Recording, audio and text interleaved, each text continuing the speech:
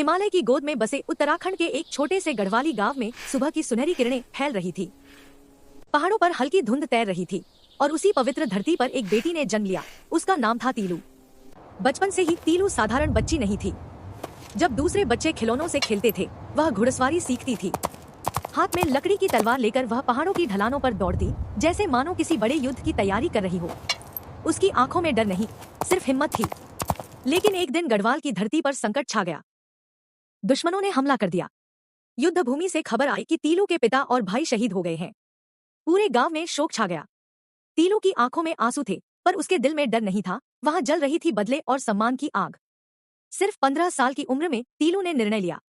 उसने पुरुष वेश धारण किया, कमर में तलवार बांधी और प्रतिज्ञा की, जब तक अपने गढ़वाल को सुरक्षित नहीं कर लूंगी, चैन से नहीं बैठूंगी। फिर शुरू हुआ संघर्ष। पहाड़ी युद्ध भूमि में घोड़े पर सवार वह नन्ही सी वीरांगना दुश्मनों पर टूट पड़ी। उसकी तलवार बिजली की तरह चमकती और उसका साहस दुश्मनों के दिलों में भय भर देता। एक के बाद एक उसने कई युद्ध जीते। कहा जाता है कि उसने 7 बड़े युद्धों में विजय प्राप्त की और गढ़वाल की सीमाओं की रक्षा की। पहाड़ उसकी जयकार से गूंज उठे। लोग कहने लगे, यह बेटी नहीं, स्वयं शक्ति का रूप है। लेकिन वीरों की राह आसान नहीं होती। एक और भीषण युद्ध में अपनी धरती की रक्षा करते हुए तीलू रौतेली वीरगति को प्राप्त हुई। वह सिर्फ लगभग 20 वर्ष की थी, पर उसका साहस सदियों से भी बड़ा था। आज भी उत्तराखंड की हवाओं में उसकी कहानी गूंजती है।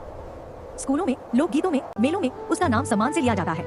तीलू रौतेली हमें सिखाती है कि साहस उम्र का मोहताज नहीं होता और एक बेटी भी पूरे राज्य की ढाल बन सकती है। यह सिर्फ एक कहानी नहीं, यह पहाड़ की शान है। यह हर बेटी की पहचान है।